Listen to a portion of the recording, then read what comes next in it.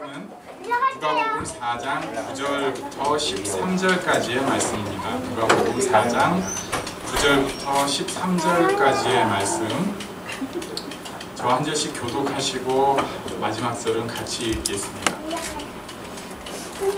또 이끌고 예루살렘으로 가서 성전 꼭대기에 세우고 이르되 내가 만일 하나님의 아들이어든 여기서 뛰어내리라. 기록되었으되 하나님이 너를 위하여 그 사자들을 명하사 너를 지키게 하시라 하였고 또한 그들이 손으로 너를 받들어 내 발이 돌에 부딪히지 않게 하시리라 하였느니라. 예수께서 대답하여 이르시되 주 너의 하나님을 시험하지 말라 하였느니라. 함께 읽습니다. 마귀가 모든 시험을 다 한 후에 얼마 동안 떠나니라. 아멘. 원래 오늘 설교 제목 동행하는 믿음, 은혜로운 거 아니고 이렇게 하려고 했습니다. 위험한 데 가면 다친다. 너무 당연한 얘기였죠.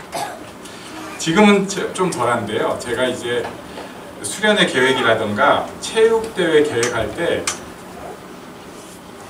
옛날에 이제 저랑 같이 짠 사람이 저한테 충격을 받았어요. 왜 그러냐면은 왜 평상시에는 그렇게 익스트림 스포츠를 하고 다니는 것 같은데 계획을 이렇게 보수적으로 짜냐는 거예요. 절대 위험한 건 아니에요. 정말 요만큼 위험한 것도 안 하려고 합니다. 왜 그러냐면요. 제가 좀 위험하고 무식하게 살아보니까 그렇게 하면 사고 나게 돼 있어요. 그래서 교회에서 절대 위험한 짓은 안 하려고 생각을 하고 살았습니다.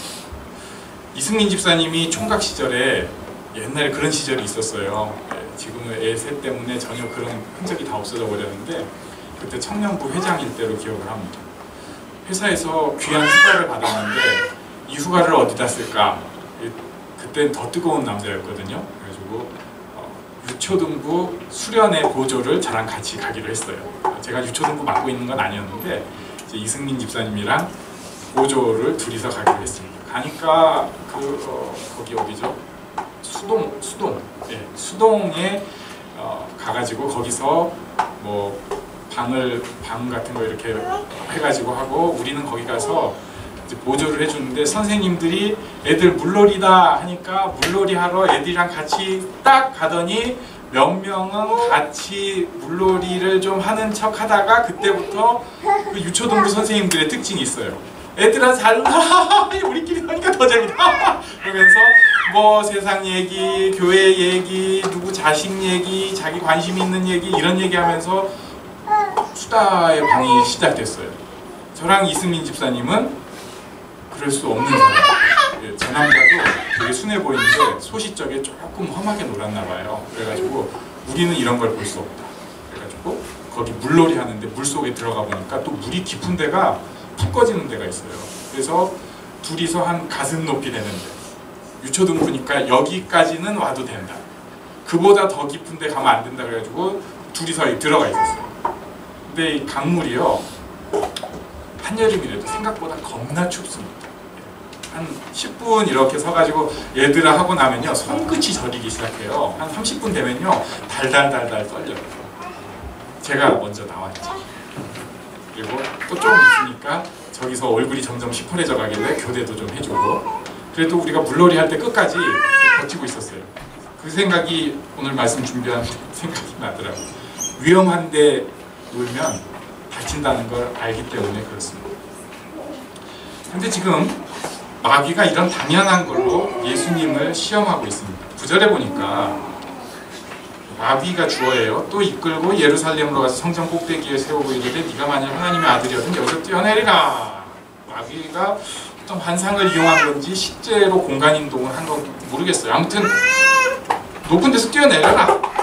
그러고 나서 아주 기가 막힌 구절을 줍니다. 이 시편에 있는 구절인데요. 10절에 보니까 기록되었을 때 하나님이 너를 위하여 그 사자들을 명하사 너를 지키게 하시리라 하였고 하나님이 사자들을 명하여 지키게 하리라 하시리라 하였고 또한 또 구체적으로 그들이 손으로 너를 받들어 네 발이 돌에 부딪히지 않게 하시리라 하였느니라. 이야 아주 그냥 구체적이고 디테일하게 시편 9절을 인용해 가면서 살려줄 것이다 뭐 이렇게 예수님께 도전을 하고 있는 거예요. 물론 지금도 얼마 전에 그런 일이 있었는데 아파트 10층 이상이었어요. 10층 이상에서 애가 떨어졌어요. 그랬는데 나뭇가지 이렇게 싹 걸리면서 찰과상만 입고 살아나가지고 뭐 입원은 했는데 너무 멀쩡한 거. 이런 일이 있기는 있어요. 그렇다고 애를 창가에 두면 되겠어요? 그건 아니지. 야 살더라 야. 그렇습니다. 사실요 믿음이 두 가지가 있다고 저는 생각을 하는데 오늘의 분류인데 하나는 동행하는 믿음이 있고 하나는 시험하는 믿음이 있어요. 근데 시험하는 믿음은 사실은 가짜입니다. 예수님한테 마귀가 이렇게 도전을 하는 거예요. 우리가 위험한 짓 할 때는 내가 그 위험한 것 당할 감수를 하고 하는 거예요. 제가 산에 가가지고 자전거를 타고 다니면서 신나가지고 우후 하면서 탄 때는 그러다가 몇 바퀴 굴러가지고 어디 이제 크게 상처가 나거나 운이 나쁘면 부러질 수도 있다는 것을 사실은 각오하고 하는 겁니다. 근데 이제는 나이가 들어서 철이 들어가고 그런 짓을 잘 안 하는 거죠. 옛날에는 아무도 없는 산에서 그러는 거예요. 근데 어느 날 밤중에 우면산에서 자전거 타고 깜깜한 데 내려오다가 진짜 아무도 없는 산인데 거기서 말 그대로 굴렀잖아요. 자전거가 공중에서 이렇게 굴면서 어떠장 자빠져가지고 내가 지금 엎드려져 있니 누워있니 내가 옆으로 있는데 먼저 또 이렇게 자빠져 있더라고요. 그러니까 또 다 멀쩡해요. 그래가지고 자전거 체인 끼우고 주워와가지고 그리고 또 타고 내려오면서 다시는 안 와야겠다. 그리고 그 이후로 안 갔습니다. 감수하고 가는 거예요. 절대 그런 일 없어. 이거 아니에요. 그럴 수 있다 생각하고 가는 거죠. 또 하나는 내가 그런 일이 있다 할지라도 하나님께서 기뻐하시는 일이니까 내가 너무 힘들지만 가겠다 이렇게 하는 것입니다. 저는 그 대표적인 예화로 오늘 다니엘과 세 친구를 가지고 한번 살펴보려고 합니다. 다니엘의 세 친구가 있는데요. 다니엘과 바벨론 왕 느부갓네살 왕이 남유다를 침공하고 예루살렘 성전에서 약탈하는데 첫째, 둘째, 셋째가 가는데 첫 번째 약탈이 BC 605년에 있었습니다. 이런 거 오후에 성경 공부하면 오늘도 배웁니다. BC 605년에 있었는데 그때 다니엘과 세 친구들이 끌려간 거예요. 그냥 끌려간 게 아니고 그때 끌려간 사람들은 주로 왕족인데 끌려가가지고 이름을 바꿔버립니다. 혹시 옆 사람 지금 이름 아시면 그 사람 이름 불러주면서 축복한다고 얘기해 주시겠어요? 네. 근데 그 사람 이름을 갑자기 이상하게 바꾸는 거예요. 옛날에 우리나라도 일본식 이름으로 바꿨다고 하는데 다니엘의 이름은 그래서 벨드사살이에요. 그리고 다니엘 친구들 원래 이름이 하나냐, 미사엘, 아사랴였는데 하나냐, 미사엘, 아사랴라는 이름을 사드락, 메삭, 아벳느고라는 이름으로 바꿔버렸어요. 이름을 완전히 훅 바꿔버린 거예요. 이 얘기는 무슨 얘기냐면 너는 이제 더 이상 옛날의 네가 아니야. 너는 너의 존재가 다 끊어졌어. 너의 나라 망했고 이제는 새 나라 바벨론의 신민답게 바벨론의 국민답게 너네가 이제 너네 민족의 리더가 돼야 되는데 좀 똑바로 잘 살아야 된다 이런 의미를 주는 거예요. 자기 이름 싫어도 어쩔 수 없어요. 여긴 끌려왔어요. 가가지고 왕의 식탁에서 나오는 음식을 다 먹이기 시작합니다. 그러니까 그때 당시로는 아주 최고의 예우를 해준 거예요. 근데 그 음식에 보니까 자기네들이 먹지 아니할 음식이 있는 거예요. 포도주가 있고 그 다음에 우상에게 바친 제물이 아마 있었을 거예요. 그런 것을 딱 보니까 어떻게 하겠어요? 근데 이제 같이 간 사람들이 지금 자기는 이미 자기가 지금까지 지키던 거 다 끝난 상황이잖아요. 그걸 다 먹어요. 옆에서 먹는데 다니엘과 세 친구가 결단하면 우리는 안 먹어야 돼. 다행히 이 훈련소 소장이라고 할 수 있는 그 총 책임자가 다니엘을 굉장히 좋게 봤어요. 그래가지고 건방지게 가서 지금 모든 게 무슨 뭐 합리적으로 따지고 이런 거 아니거든요. 지금 끌려가가지고 죽을 수도 있는데 이름 다 바꿔놓고 살려만 놓는 그런 상황인데 그때 다니엘이 뻔뻔하게 얘기를 합니다. 굉장히 큰 용기. 지금까지는 끌려왔었는데 여기서 터닝 포인트예요. 선생님 아니면 뭐 교장 선생님, 저희가 포도주하고 고기 종류는 안 먹고 싶습니다. 죄송합니다. 대신에 열흘 후에 보십시오. 저희가 안 먹었지만 먹은 애들보다 훨씬 더 얼굴색이 좋을 것입니다. 이렇게 얘기를 해요. 실제로 열흘이 지나고 보니까 얼굴색이 더 좋아졌거든요. 그래가지고 그 장이 오케이, 오늘 그렇게 해. 자, 여기서 다니엘이 어떤 생각을 했을까? 일단 말 거는 것도 힘들었을 텐데 거기에 내가 과연 열흘 후에 얼굴이 더 좋아질까? 자, 그 믿음에 대해서 구체적인 내용이 이제 두 번째 시험에 나오는데 이때는 이제 새 친구들의 당하는 시험입니다. 바벨론 왕 느부갓네살이 점령을 했는데요. 이 사람이 이 자기를 우상화 작업을 하려고, 그러니까 우리가 이 북쪽이랑 같이 살다 보니까 많은 걸 배워요. 옛날이나 지금이나 사람 심성이 비슷한 거죠. 느부갓네살이 자기 모양으로 금 상을 세워요. 금 느부갓네살 상을 세우고 사람들이 여기 절해라. 그러니까 쉽게 얘기하면 이런 거예요. 학교 갈 때 거기 절하고 지나가요. 그리고 무슨 시간 땡 치면 절하는 거예요. 이렇게 하라고 하는데 새 친구가 안 합니다. 난 절 안 하겠습니다.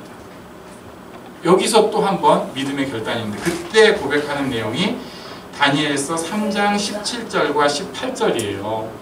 좀 길지만 우리 같이 천천히 읽어봅니다. 시작. 왕이여, 우리가 섬기는 하나님이 계시다면 우리를 맹렬히 타는 풀무불 가운데에서 능히 건져내시겠고 왕의 손에서도 건져내시리이다. 그렇게 하지 아니하실지라도 왕이여, 우리가 왕의 신들을 섬기지도 아니하고 왕이 세우신 금신상에게 절하지도 아니할 줄을 아옵소서. 여기서 이 믿음인 거죠. 그렇게 하지 아니하실지라도. 번역이 바뀌니까 되게 이상하죠. 원래 그리 아니하실지라도. 네. 그렇게 하지 아니하실지라도. 우리가 죽을 수 있어요. 당연하죠. 불 속에 들어가면 죽는 거예요. 우리가 왕한테 절 안 하고 죽을 수 있어요. 그렇지만 그렇더라도 우리는 절하지 않겠습니다. 우리는 하나님 사랑을 이렇게 고백하겠습니다. 그리고 나서 풀무불을 불을 엄청나게 세게 뗐어요. 불이 얼마나 세게 뗐는지 이 세 사람을 묶어가지고 집어 넣는 사람이 그 불에 타서 죽었어요. 셋이 불 속에 들어갔어요. 가만 보니까 셋이서 불 속에서 걸어 다녀요. 뭐예요? 게다가 한 명이 더 있어 보여요. 이걸 이제 구약에 나타나는 예수님의 모습으로 보는 경향이 있죠. 아무튼 셋이 들어갔는데 넷이서 왔다 갔다 하다가 왕이 깜짝 놀라서 나와 왜 뭐야 나와. 그랬더니 나왔는데 불 그스름 냄새도 안 나는 거예요. 제가 이걸 보고 예전에 한번 기도한 적이 있어요. 저도 참 별 사람이죠. 교회에서 놀러 와가지고 고기 구워 먹을 때 하나님, 다니엘 새 친구들이 불 냄새도 안 났다고 하는데 저도 오늘 숯불 굽고 냄새가 한번 안 날 수도 있을까요? 이렇게 기도해봤는데 그리 아니하실지라도 였어요. 냄새 엄청 나죠. 바벨론 제국 그 느부갓네살 왕이 충격을 받아가지고 이렇게 조서를 내립니다. 새 친구의 하나님께 경솔히 하는 사람은 몸을 쪼개버려라. 그리고 그 집을 걸음토로 삼아라. 그러니까 이 하나님에 대해서 경솔히 하지 않도록 특별한 명령을 내린 거예요. 이것은 정말 특별한 일입니다. 죽을 수 있는 거예요. 그런데도 불구하고 다니엘의 새 친구들, 바뀐 이름 사드락 메삭과 아벳느고가 그런 결단을 한 것입니다. 세 번째는 마지막으로 다니엘이 나옵니다. 바벨론이 위세등등하게 막 뭐 다 잡아가고 우리가 큰 아량을, 제국의 아량을 보여주겠어 뭐 이러고 있더니 망해버렸어요. 제국은 그런 겁니다. 망하고 나서 메디아, 성경에 나온 것 이름으로는 메대라고 하는 나라가 이제 떴어요. 이게 바사하고 연합국인데 페르시아하고, 메대 왕 다리오가 다니엘을 알아보고 나라의 총리 셋을 세웠는데 그 중에 하나로 다니엘을 세웠습니다. 굉장히 잘하는 거예요. 이게 나쁜 점이 셋을 세우게 되면은 누군가가 편애를 받게 되었어요. 두고는 미움을 받게 됐어요. 왜냐하면 잘하는 놈 못하는 놈 있잖아요. 다니엘은 당연히 잘하는 놈이라니까 다 잘하는 어르신이 됐습니다. 고위직에 오래 있고 잘하고 그러니까 정적들이 생기게 됩니다. 그래서 이 정적들이 머리를 참 기가 막히게 불린 게 뭐였냐면 30일 동안 다른 신, 왕 외에 다른 신에게 구하면, 즉 30일 동안 다른 신에게 기도하면 사자굴에 던져 넣으라는 법률을 한번 세웁시다. 이 왕의 위엄을 보여줘야 되지 않겠습니까? 왕이 아무 별 생각 없이 도장을 쿵 찍은 거예요. 그런데 다니엘이 이 사실을 알고도 기도합니다. 하루에 3번. 좀 쉬면 안 될까요? 30일. 제가 아는데 이 중에 뭐 30일이 뭐야? 30년 내에 기도 안 하는 하신 분도 있잖아요. 안 죽어요. 1년 내에 기도 안 하는 분도 있잖아요. 근데 30일 기도 좀 쉬어도 되잖아요.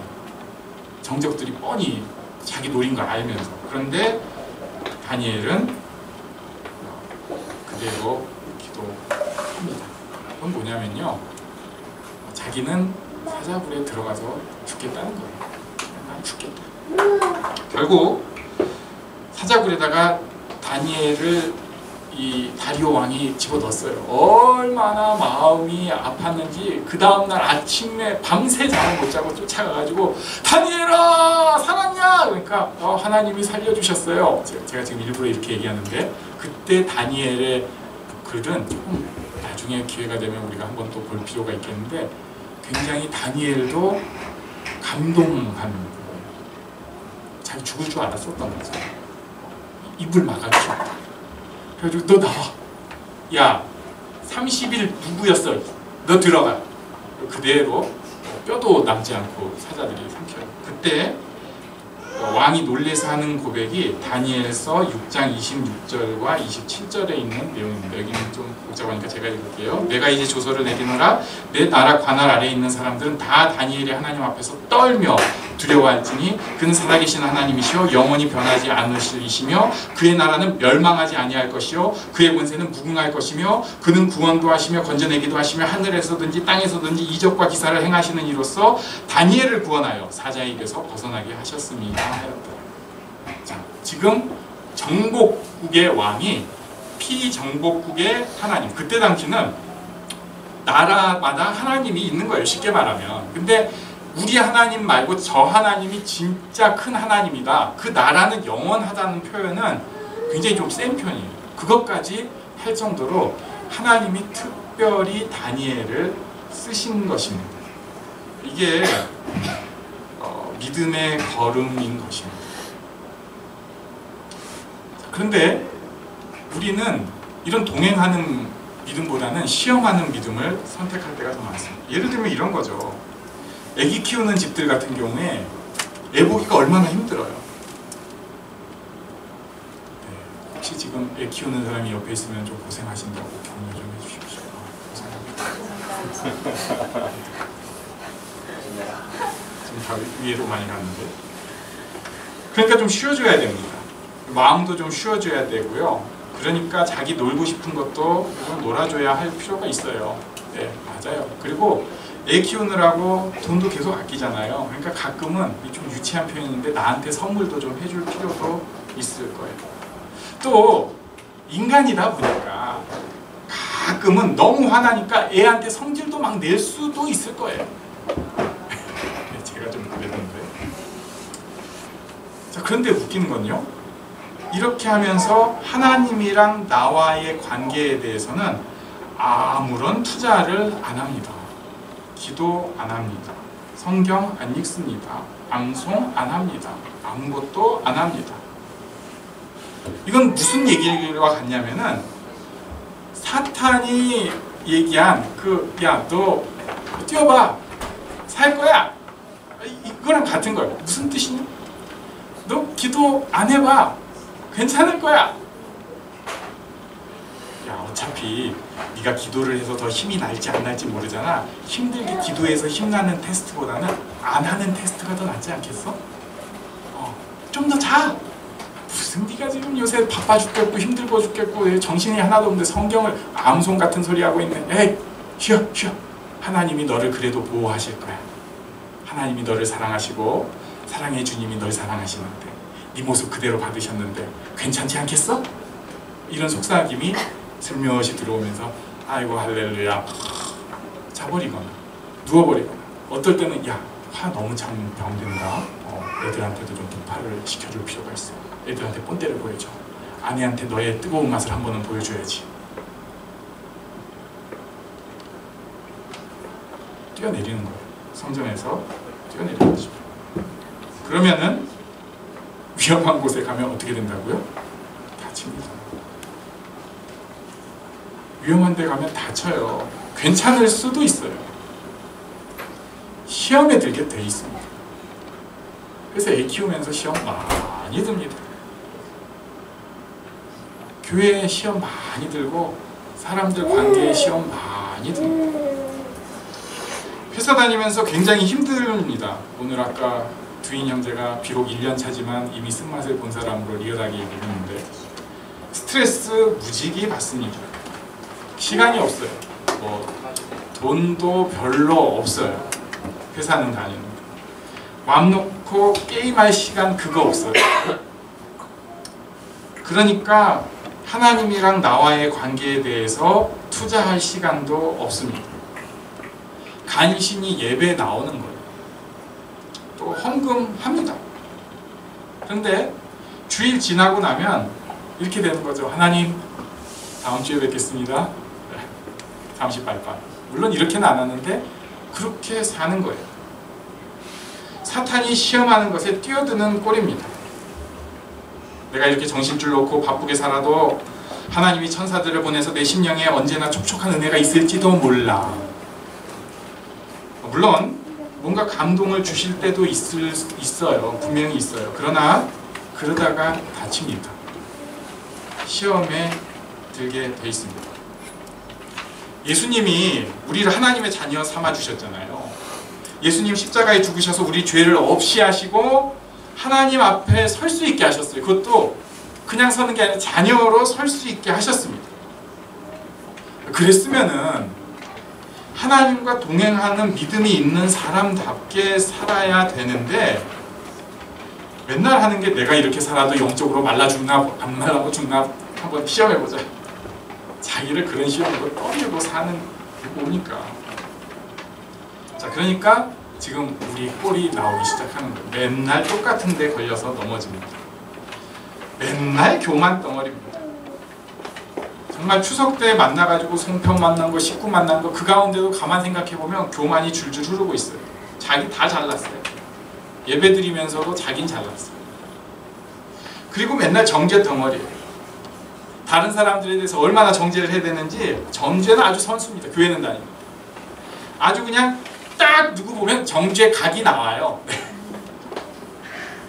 맨날 불평 덩어리입니다. 이래서 화나고 저래서 겁나고 이러니 못 살겠고 그러면서 또 염려는 얼마나 많이 하는지. 지금 여러분이 뭐 편하고 고생도 안 하고 뭐 아니면 또 이런 거 있죠. 여러분보다 못한 사람이 얼마나 많은 줄 아느냐, 감사한 줄 알아라, 이런 얘기 하려는 게 아니에요. 사실 다 힘듭니다. 그래서 이번 주 암송 하다가 갑자기 혼자서 웃었는데 예수님께서 말씀하셨잖아요. 수고하고 무거운 짐진 자들아 다 내게로. 제가 이거 숙지하는 건데 수고하고 무거운 짐진 자들아 다 내게로 오라. 내가 너희를 쉬게 하리라. 이게 마태복음 11장 28절이거든요. 29절을 빼고 30절로 가니까 되게 웃긴 거예요. 상식적으로 볼 때 수고하고 무거운 짐진 자들아 다 내게로 오라. 내가 너희를 쉬게 하리라. 그럼 그 다음에 쉬어야 되는데 30절에 보니까 뭐라고 되어 있냐면 이는 내 멍에는 쉽고 가벼움이라. 아니 쉬려면 멍에는 왜 씌워줘요? 그리고 그 멍에도 예수님이나 쉽지 내 힘으로 하려고 해보니까 어깨 부러지겠구만. 인생이 쉽지가 않아요.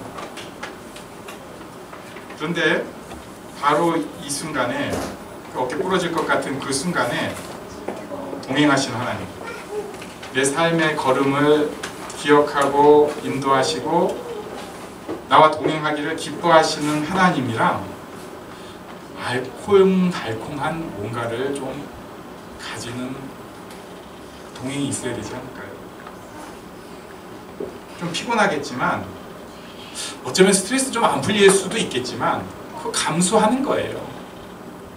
내가 기도 아침에 일어나서 처음 본 게 성경책이었어. 성경 5분 보니까 왠지 마음이 불편해. 아침에는 아이폰 들고 똥 싸러 가야 이게 맛인데 갑자기 안 어울리게 암송책 들고 똥 싸러 가니까 똥이 안 나오는 것 같아. 감수하는 겁니다. 저녁에 자기 전에 그때는 역시 유튜브 두 판 때리고 봐야 재미가 나는데 그거 적고 그래도 안 돼도 주여 오늘 제 마음을 좀 받아주십시오. 기도 진짜 3분 기도가 됐든 5분 기도가 됐든 기도 한번 하고 자는 것이 동행하는 믿음이라 볼 수가 있습니다. 사실은 그렇지 않는 사람들 지금 성전에서 뛰어내리기 하고 있는 것입니다. 어떤 면에서 돈이 위대해 보이고 세상이 강력해 보여도 이런 모습 가운데 우리는 하나님이 더 힘이 있다고 실제로 입으로만이 아니라 삶으로 선포하는 것이 있는 거죠.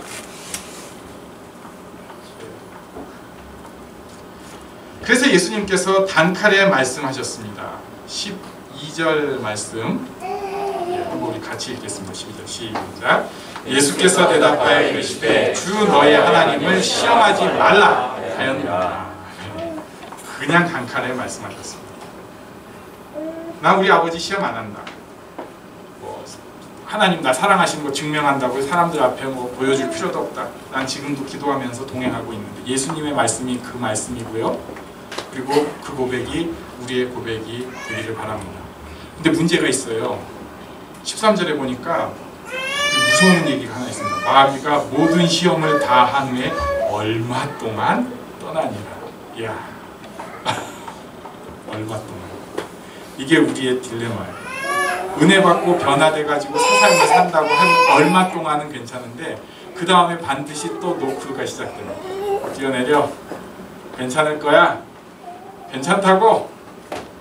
거기서 사람들이 자빠지는 거야. 이제는 괜찮을 거야. 야, 네가 사실 이 정도면 신앙생활도 할 만큼 했고 앉아있는 게 묵상이고 기도지. 그냥 너는 생각하는 게 다 그래도 그게 다 기도야. 그게 뭘 따로 기도하려고. 성경은 너무 많이 하면 은혜가 안 돼. 조금 모르고 그래야지. 이렇게 목사님 설교하실 때 감동도 받고 그러지. 네가 더 하려고 그러냐? 뭐 이래가면서 실제로 어떤 장로님한테 들은 얘기 제가 듣고 얼마나 웃겼는지. 자기식으로 합리화해가면서 사실은 성전에서 뛰어내는 것 같은 테스트를 지금도 하고 있는 것이죠. 우리는 시험하는 잘못된 거짓 믿음 버려버리고 하나님과 동행하는 그 믿음으로 우리에게 주어진 앞으로의 인생을 정말 기쁨으로 살아가기를 간절히 바랍니다. 잠깐 일어나서 기도하는 시간을 갖도록 하겠습니다. 어떨 때는 믿음이 없을 때도 있어요. 그래도 저는 그것이 하나님을 향한 신뢰라고 생각합니다. 다시 힘들어도 하나님을 향해서 우리 손을 뻗기를 원합니다. 그리고 기도하기를 원합니다. 잠깐 하나님, 제가 그 은혜를 꼭 누릴 수 있게 해주시옵소서. 제 삶이 세상이 주는 기쁨 뛰어넘는 하나님이 주시는 기쁨으로 찰 수 있게 해주시옵소서. 잠깐 기도하는 시간을 갖겠습니다.